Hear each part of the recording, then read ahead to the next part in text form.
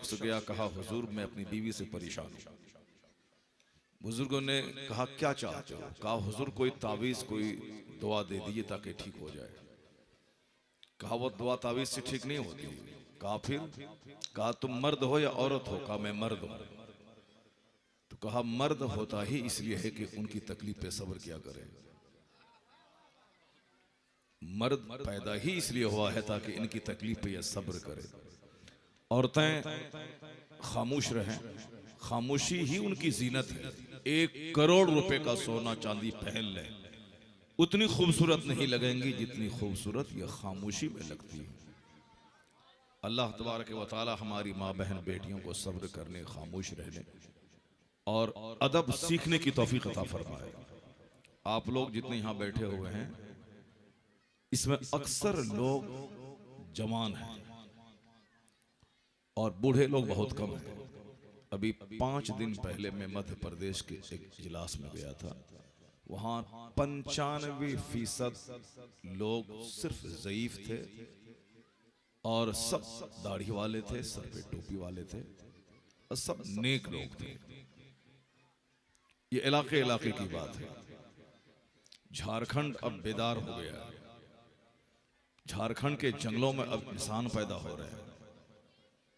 झारखंड के बच्चे अब आईएएस ऑफिसर बन रहे हैं। झारखंड के बच्चे अब बीपीएससी में 3रा-4था स्थान ला रहे हैं। झारखंड के बच्चे अब नेवी फोर्स में जा रहे हैं। झारखंड के बच्चे अब टीचर बन रहे हैं और झारखंड के नौजवान अब मजलिसों में आके दीन सीख कर अब पक्का मुसलमान बन रहे हैं। सुभान अल्लाह, जरा जोर से बोलो सुभान अल्लाह। और जितनों के सर नंगे हैं वह सब रुमाल से उसको ढापो। ऐसा लग रहा है कि जैसे खाने काबा के इर्द गिर्द जब इहराम की हालत में लोग तवाफ करते हैं तो सबके सर नंगे रहते हैं, तो एक अजीब सा मंजर रहता है, बड़ा खूबसूरत और हसीन मंजर रहता है। और वैसा ही मंजर अभी सामने नजर आ रहा है कि अक्सर लोग नंगे सर नजर आ रहे हैं। क्यों ऐसा कर रहे हो? जलसे में आए हो कि नाच गाने की महफिल में आए हो कि कव्वाली सुनने के लिए आए हो? इतनी खूबसूरत महफिल हमारे हाजी अफरोज साहब ने सजाई है माशाअल्लाह। और इतना बड़ा जलसा 2-4 गांव मिलके सजाता है, मगर एक शख्स वाहिद ने इतना बड़ा जलसा सजाया। इसलिए मैं कहता हूं कि हाजी साहब ने वो काम किया है जो 10 गांव वाले मिलके करते हैं, वो इन्होंने तनहा कर लिया वो काम। इन्होंने कहा कि मैं पहले 7 केजी से गौसे आजम का लंगर शुरू किया था, 7 केजी चावल से, और आज 12 कुंटल चावल ये गौसे आजम के लंगर पे बनाते हैं और खिलाते हैं। 7 केजी और कहाँ 12 कुंटल। मैंने उनसे कहा कि बहुत अच्छी बात है, सरकार गौसे आजम की अता से आप मालामाल हो रहे हैं, बड़ा अच्छा काम कर रहे हैं, मगर दुनिया में ऐसे ऐसे लोग भी आज मौजूद हैं। हम लोग तो फटीचर क्लास के लोग हैं, बस आए बैठे मुंह खोल दिया, हंस दिया, नाच सुने और भाग गया। बस यही सोचने समझने की सलाहियत हमारे पास नहीं है। दूसरों से आदमी को सबक सीखना चाहिए, दूसरों की जिंदगी से अपनी जिंदगी को सजाने का मोटिवेशन लेना चाहिए। लोग कहते हैं ना कि मोटिवेशनल स्पीकर हैं, ये स्कूल कॉलेज में आते हैं, बच्चों के सामने स्पीच देते हैं ताकि बच्चों को प्रेरणा मिले, शौक मिले। जो पढ़ाई छोड़ने वाले हैं वो पढ़ाई मेहनत से करके आला नौकरी हासिल करे, आला कामयाबी हासिल करे। हर 1-2 महीने के बाद मोटिवेशनल स्पीकर आते हैं ताकि बच्चों का जो हौसला पस्त हो रहा हो फिर दोबारा जवान हो जाए। इसलिए गाहे बगाहे मजलिसें मुनक़िद होती हैं ताकि लोग दीन इस्लाम की बात सुनकर जिनका दिल मरने वाला हो उनका दिल दोबारा जिंदा हो जाए। जो लोग इस्लाम की अजमत नहीं समझ रहे हैं वह गुफ्तगू से अपने मजहब की अहमियत समझने लगे। इसलिए वाज होता है, इसलिए मजलिसें होती हैं ताकि मरा हुआ दिल जिंदा हो जाए। जैसे खेत मर जाता है जब बारिश नहीं होती, फिर उसको दोबारा जिंदा करने के लिए उसमें पानी डाला जाता है, और जब खेत जिंदा होता है तो लहलहाती हुई फसल पैदा होती है। ठीक उसी तरह यह दिल भी मर जाता है। बुजुर्गों ने कहा है कि जब कोई 3 दिन किताबों का मुताला छोड़ दे उसका दिल मरने लगता है। कौन? जो आलिम 20 साल किताब पढ़ चुके, वो लगातार 3 दिन अगर किताबों से अपना रिश्ता तोड़ लें, मुनक़ता कर लें, तो उनका दिल भी बुझने लगता है, उनके दिल पर दुनियावी ख्यालात हावी होने लगते हैं। वो अभी आम लोगों की तरह एक पुरऐश जिंदगी गुजारने का ख्वाब देखने लगता है। तो इस दिल को जिंदा रखने के लिए किताबों का मुताला जरूरी है। कंटिन्यू 3 दिन बगैर किताब के बंदा न रहे। और जो किताब पढ़ना नहीं जानता है वो पढ़े हुओं की सोहबत में जाके 2 मिनट बैठ जाए ताकि वो जान ले। और ये इंतजाम शरीयत ने भी किया है। जैसे हर जुमा के दिन खुतबे जुमा ये शर्त है, कंडीशनड है, बगैर खुतबे जुमा की नमाज नहीं होगी। कभी आपने गौर किया इस पर? इसलिए नहीं है, जिस तरह 5 वक्त की नमाज है जहां चाहे पढ़ें, कोई वाज कोई तकरीर नहीं, मगर जुमा की नमाज के लिए तकरीर उसी तरह जरूरी है जिस तरह नमाज पढ़ने के लिए वजू जरूरी है। बगैर वजू के नमाज नहीं होती है। उसी तरह बगैर जुमा के खुतबे के जुमा की नमाज नहीं होती है। चाहे 1 मिनट का खुतबा क्यों ना हो, चाहे 10 सेकंड का खुतबा क्यों ना हो, खड़ा होके खतीब को बोलना पड़ेगा, चाहे 3 बार सुभान अल्लाह ही क्यों नहीं कहते वो। और ये शर्त है, इसके बगैर जुमा की नमाज ही नहीं होगी। क्यों? इसलिए ताकि ये दिल जो दुनियावी सोहबतों में रहने के बाद सूख जाता है, जब तक मुसलमान जिंदा है हर जुमा की नमाज उसको पढ़ना है और हर जुमा के दिन इमाम का खुतबा सुनना है, ताकि जुमा के दिन जो तकरीर सुनी, इन्नल्लाह यअमुरु बिल अदल वल इहसान व ईताइ ज़िल कुर्बा व यनहा अनिल फ़हशाइ वल मुनकर वल बग़य, अल्लाह हुक्म देता है तुम्हें अदल का, एहसान का, रिश्तेदारों को देने का। अल्लाह तुम्हें रोकता है फहश और गंदी बातों से, सरकशी से, बगावत से, बेहयाई से। ये 3 चीजों के करने का हुक्म दिया और 3 चीजों से रुकने का हुक्म दिया। जामे आयत है जिसके बारे में मुफस्सिर फरमाते हैं कि सिर्फ यही आयत कुरान में होती और कोई दूसरी आयत ना भी नाजिल होती तो कुरान के नाजिल होने का जो मकसद था वह इस आयत करीमा से पूरा हो जाता। यानी इसमें तमाम अच्छाइयां जमा है और हर जुमा के दिन खुतबे जुमा में इसकी तिलावत होती है। चूंकि आप अरबी जानते नहीं हैं और जानने की कोशिश भी नहीं करते हैं, इसलिए कभी आप पूछते नहीं हैं कि मौलाना साहब 6666 आयतें हैं कुरान में, और सिर्फ एक ही आयत की तिलावत अरब में, अजम में, पूरी दुनिया में क्यों होती है? और बचपन से इसी को सुनते हुए आ रहा हूं। चूंकि आप दिल से सुनते ही नहीं हैं, इसलिए कभी शौक भी पैदा नहीं हुआ कि हम जाके इमाम साहब से पूछें आखिर इस एक आयत में क्या है और क्यों हर जुमा के दिन इसकी तिलावत होती है। जब आपको शौक पैदा होगा आप पूछेंगे तो इमाम साहब बता देंगे आपको। मैं सिर्फ ये कहता हूं कि जुमा का खुतबा इसीलिए जरूरी है ताकि जुमा के दिन तकरीर आपने सुनी, अल्लाह का डर पैदा हुआ। शनिचर, इतवार, सोमवार, मंगल, बुध, जुमेरात तक बाल बच्चों, दोस्तों, अहबाब, बाजार, यहाँ वहां जाते आते वो नसीहत का पानी धीरे धीरे उतर जाता है। शनिचर के दिन थोड़ा कम हुआ, इतवार के दिन और कम हुआ, सोमवार के दिन और कम हुआ, मंगल के दिन और कम हुआ, बुध और जुमेरात को और कम हुआ, यहाँ तक कि जुमा आते आते दिल का खेत सूखने के करीब होता है कि फिर अगले जुमा को नसीहत का पानी दिल पे डाल दिया जाए। जरा जोर से बोले सुभान अल्लाह। ये क्यों है? ताकि दिल मरने से बच जाए, दिल जिंदा रहे। आज दिल मर गया है इसलिए मोबाइल चलाने में ज्यादा मजा आता है। आज दिल मर चुका है इसलिए माँ बाप अच्छे नहीं लगते। दिल मर चुका है इसलिए अपनी बीवी अच्छी नहीं लगती है। दिल मर चुका है इसलिए खेल तमाशे अच्छे लगते हैं, पढ़ाई में मन नहीं लगता है। जबकि पढ़ने वालों को पूरा फोकस सिर्फ किताब पे देना चाहिए पढ़ने के जमाने में, न के लिबास पे और न के और दीगर चीजों पे। मगर किताब पे फोकस कम है और दूसरी चीजों पे ज्यादा। ये दिल के मरने की अलामत है। उसी दिल को जिंदा रखने के लिए ये वाज है, ये नसीहत है, बुजुर्गों की जिंदगी है, औलिया और सालिहीन की जिंदगी का चैप्टर खोला जाता है ताकि उनसे नूर हासिल हो, उनसे रोशनी हासिल हो। क्या कर रहा है? बदतमीज कहीं का, मोबाइल लेकर खड़ा नाच रहा है, नाचने की महफिल है। क्यों फोटो खींच रहा है? फोटो खींचना हराम है। तकरीर नहीं सुन रहा, फोटो खींच रहा है, लगता है कोई ड्रामा और फिल्म हो रही है। तकरीर रिकॉर्ड करने के लिए सब रिकॉर्ड कर ही रहा। अगर तुमको तकरीर दोबारा सुननी है तो फिर तुम जाकर यूट्यूब पे सर्च करो, तकरीर आ जाएगी। फिर तुम अलग से फोटो क्यों ले रहा है? फोटो खींचना तो हराम ही है, क़यामत तक हराम रहेगा वो तस्वीर खींचना। बुजुर्गों ने इसको हराम इसीलिए कहा है कि एक तमाशा बन के रह गया। अब लोग तकरीर सामने महफिल में बैठ के नहीं सुनना चाहते, वो तमाशा देख रहे हैं, नाच गाने की तरफ इसको एक फिल्म हाल बना दिया है। पीर साहब बैठे हुए चारों तरफ से स्टूडियो बना दिया, उसको फिल्म हाल बना दिया। वो तो एहसान ताजुल शरिया का, वरना आज मस्जिदों, मदरसों और जलसों को लोग नाच गाने की महफिल बना देता। वो तो ताजुल शरिया के फतवे की धमक है कि कुछ तकद्दुस और कुछ पाकिज़गी बची। वरना तो शादी की महफिल में 10 लोग रहते हैं और 50 कैमरा लगा रहता है, जैसे कि कोई अदाकार आया है अदाकारी करने के लिए। उस वक्त भले ही लोगों को समझ में नहीं आ रहा था, मगर अब समझ में आ रहा था जब मस्जिद और मदरसे का तकद्दुस पामाल हो रहा है। अब समझ में आ रहा है कि ये फतवा क्यों दिया गया था और क्यों शरीयत में इसको हराम करार दिया गया। अल्लाह तबारक व तआला सारे मुसलमानों को दीनी मजलिसों का एहतराम करने की तौफीक अता फरमाए। मोबाइल घर में छोड़ के मस्जिद जाया करो, मोबाइल घर में रख करके जलसे में आया करो।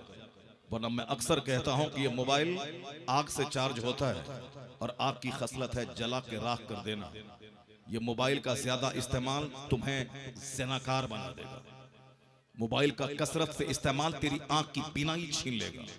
मोबाइल का ज्यादा इस्तेमाल तुम्हें पागल बना देगा। मोबाइल का ज्यादा इस्तेमाल तुम्हारी नींद की बरकतें छीन लेगा। मोबाइल का ज्यादा इस्तेमाल सारे रिश्तेदारों से दूर कर देगा।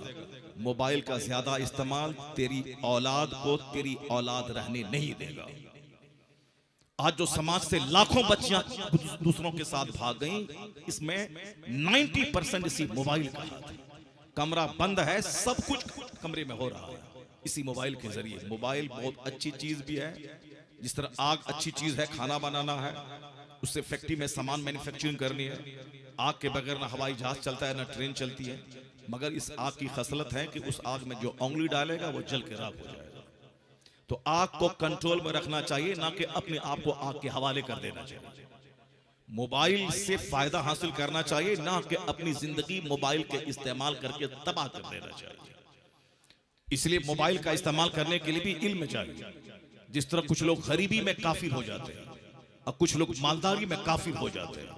जिसके पास इल्म नहीं है, अच्छी सोहबतें नहीं है, जानकारी नहीं है, कुरान हदीस नहीं पढ़ता है, वो अगर दौलतमंद बन गया तो काफिर हो जाएगा।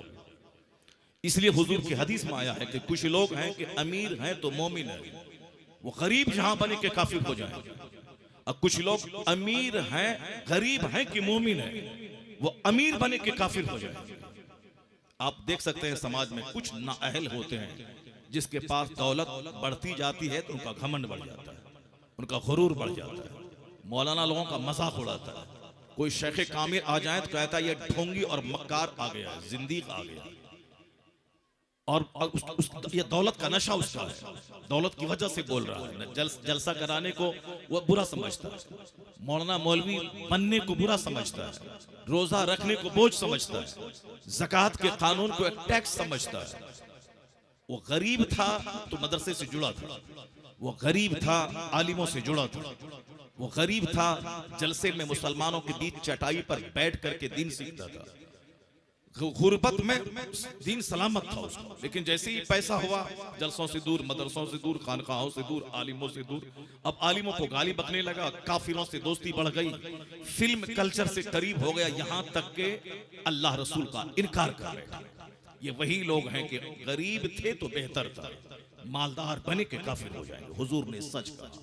कुछ लोग हैं कि गरीब हैं तो बेहतर है, वो मालदार बने तो काफिर हो जाएंगे। अब कुछ लोग मालदार हैं तो बेहतर है, जैसे बहुत सारे लोग हैं मालदार हैं 11वीं कर रहे हैं, मालदार हैं 100 देग मुहर्रम शरीफ के मौके पे खिला रहे हैं, मालदार है 2-4-10 लोगों को उम्रा के लिए भेज रहे हैं, मालदार हैं मदरसा मस्जिद की तामीर में हिस्सा ले रहे हैं, मालदार हैं अकेले जलसा करवा रहे हैं, मालदार हैं 5 करोड़ की मस्जिद तामीर करवा रहे हैं। जहां गरीब बने 11वीं 12वीं जुलूस, मदरसा, मस्जिद, खानका, पीर, मौलाना, फकीर सब छूट गया। अब वो गरीबी के रोना रोता है, जब अल्लाह ने ही मुझको भूल गया तब मैं क्या करूं। माज़अल्लाह। ये वह लोग हैं जिसके लिए मालदारी बेहतर है, माल है तो सदकात खैरात सब है। मस्जिद मदरसा अजमेर जाना, हर महीने की छठी शरीफ को, बगदाद शरीफ हर महीने की 11 तारीख को जाना, माल है। इनके हक में माल बेहतर है कि माल है तो ईमान सलामत, माल है तो मोमिन है। जहां गरीब बने काफिर हो जाएंगे। इसलिए हुजूर कहते हैं कुछ लोगों के लिए गरीबी बेहतर है और कुछ लोगों के लिए मालदारी बेहतर है। अब किसके लिए क्या बेहतर है कोई नहीं जानता। ये नहीं जानता, मैं नहीं जानता कि कल मेरा हश्र क्या होगा, व्हाट विल हैपन टुमारो, कल क्या होगा कोई नहीं जानता। ना मैं जानता हूं ना आप जानते हो। कारी रसूलुल्लाह साहब तकरीर करने के लिए गए महाराष्ट्र के अहमदनगर इलाके में। तकरीर उन्होंने की, नई नई दूसरी शादी हुई थी और हर बड़े शहरों से अच्छा कपड़ा खरीद के लाना, मिठाई लाना, ये कुछ लोगों का मजाज होता है।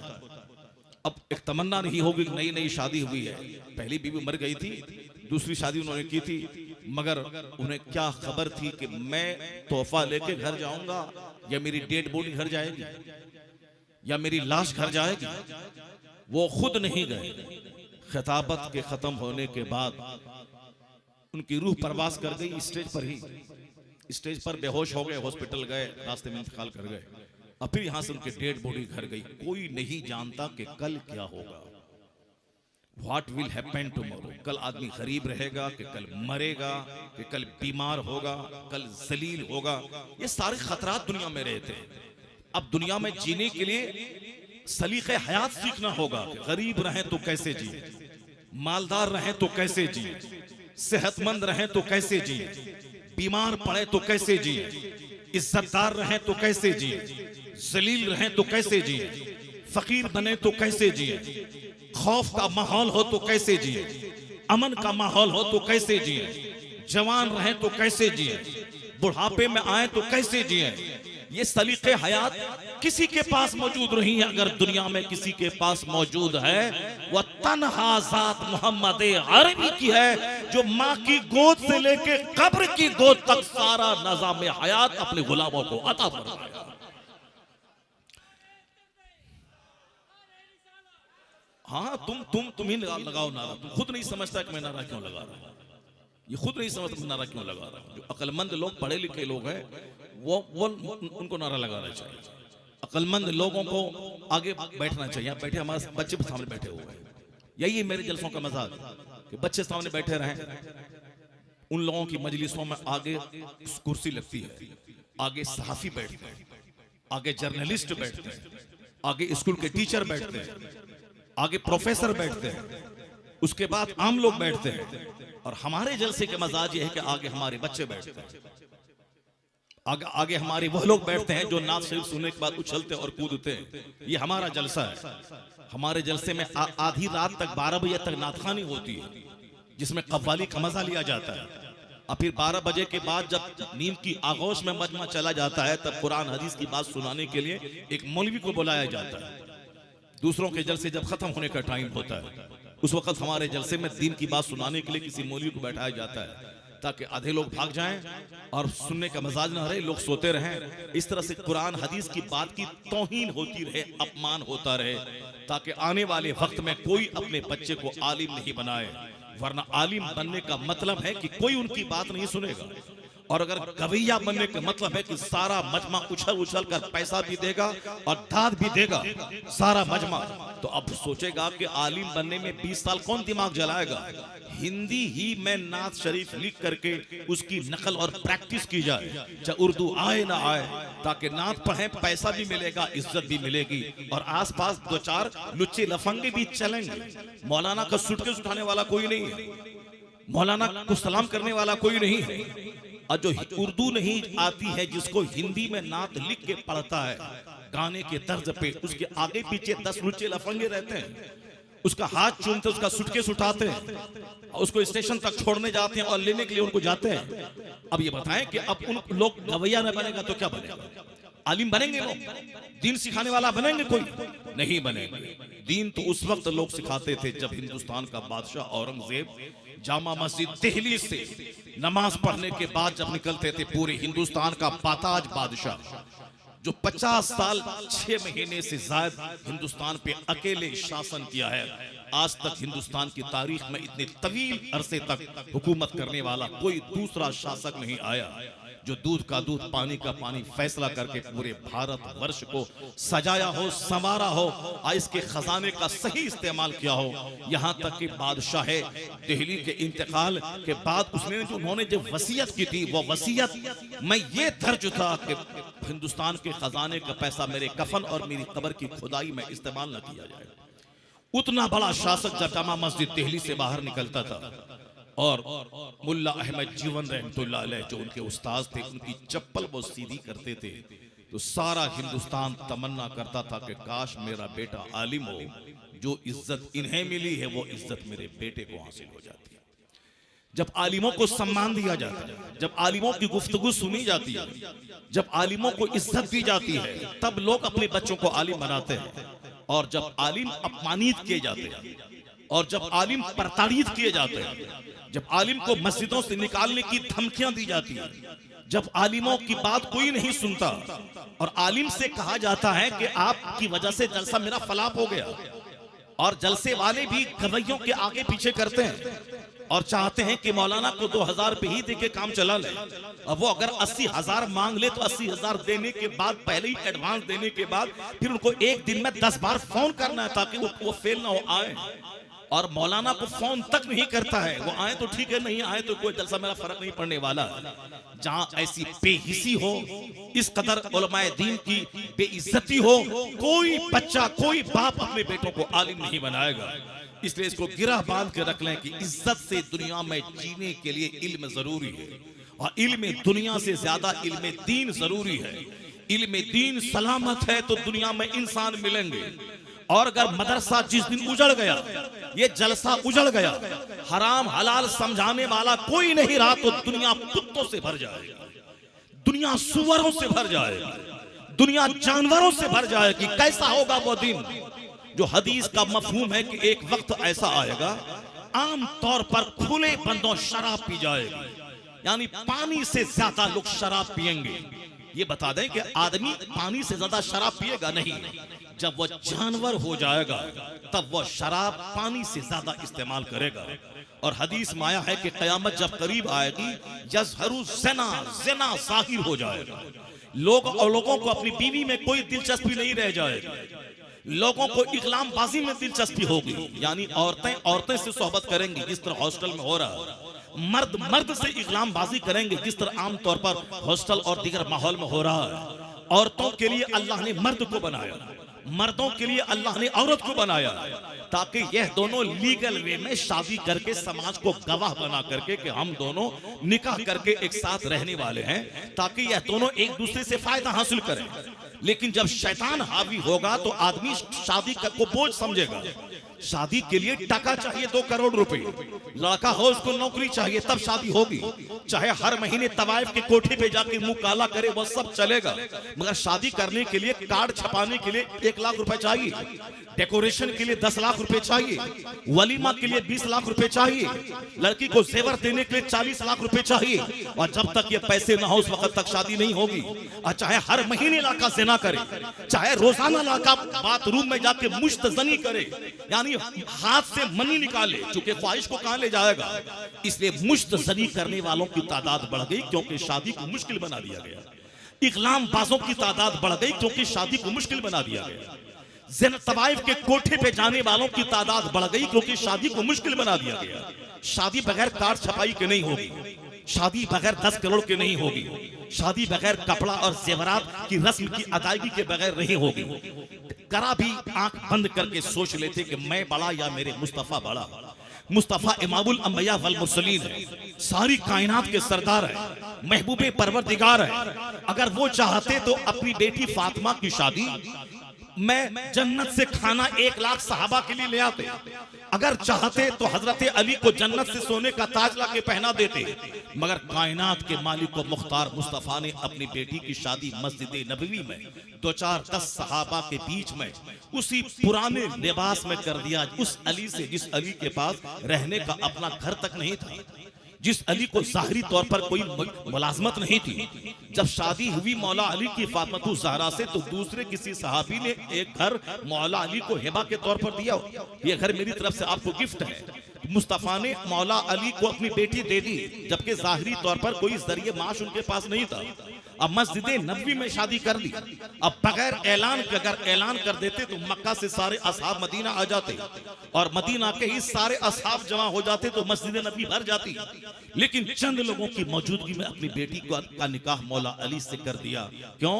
ताकि कयामत तक का मेरा गुलाम शादी को बोझ नहीं बनाए, इतना आसान बना दे शादी को कि रात में रिश्ता मिले रात में निकाह कर दे, दिन में रिश्ता मिले दिन में निकाह कर दे, और दो आदमी की मौजूदगी में निकाह कर दे, पुराने कपड़े में निकाह कर दे, सत्तू खिला के वलीमा करके निकाह कर दे। हुजूर ने अपनी शादी की, किसी में सत्तू खिलाया, किसी में जौ की रोटी खिलाई। एक बड़ा सबसे बड़ा वलीमा था, जनाब ज़ैनब बिन्त जहश से आपने अक़्द किया, तब आपने रोटी और बकरे का गोश्त खिलाया था। उसके अलावा दूसरी शादियों में किसी में सत्तू, किसी में खजूर, ये खिलाया, ये वलीमा है। और यहाँ वलीमे में 10 करोड़ रुपए खर्च होंगे तब होगी शादी, कार्ड छपाई में 50,000 खर्च होंगे तब होगी शादी। ये मुसलमान जलील न होगा तो क्या होगा? हमें हमारी सारी इज्जत इसी में है कि मैं अल्लाह की बात मानूं, मेरी सारी इज्जत इसी में है कि मैं मुस्तफा की गुलामी करूं, मेरी सारी इज्जत इसी में है कि मैं असहाब और अहले बैत को अपने लिए मॉडल मानूं, मेरी सारी इज्जत इसी में है गौस खाजा और रजा के तरीके पे चलो। काम सारा शैतान का है, और जब मुसीबत आती है तो कहते हैं कि अल्लाह कहाँ है, रसूलुल्लाह कहाँ है, गौसे आजम कहाँ है। ये मत बोल अल्लाह कहाँ है, अल्लाह तेरी शहर से ज्यादा करीब है, मगर तू झांक के देख के तू कहाँ खड़ा है, तू कहाँ है, तेरी शादी कहाँ है, तेरा वलीमा कहाँ है, तेरा कपड़ा कहाँ है, तेरा घर कहाँ है, तेरी बेटियां कहाँ है, तेरे बच्चे कहाँ है, तेरे जीने का अंदाज कहाँ है। तू आज बदल के पक्का मोहम्मदी हो जा, जमीन खजाने उगलेगी, आसमान रहमतों की बारिश बरसा देगा।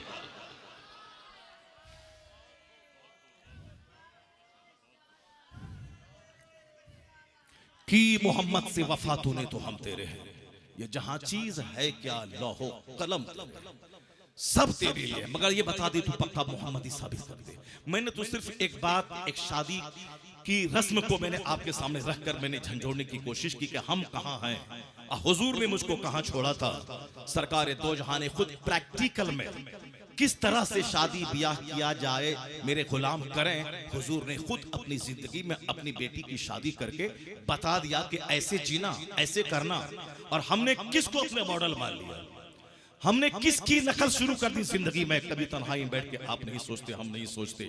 इसलिए हमारा बेटा जब सामने मौजूद होता है, कोई मुस्लिम समाज का बेटा, उसका जोग्राफिया आप पहले देख लिए खड़े होकर, उनके सर के बाल देखे कि किस तरह से सर के बाल इसके, आखिर किसकी नकल में ये बाल रखा। उनसे पूछे कि गौसे आजम ने ऐसा बाल रखा, क्या ख्वाजा गरीब नवाज ने ऐसा बाल रखा, क्या आला हजरत का ऐसा बाल था, क्या उन्होंने की किताब में लिखा हुआ कि ऐसे बाल रखो, चारों तरफ से मूंड के और बीच में औरतों की झोटा और चूटी की तरह बाल रखो। क्या ऐसा किसी किताब में है? क्या मस्जिद के इमाम साहब ने ऐसा रखा है?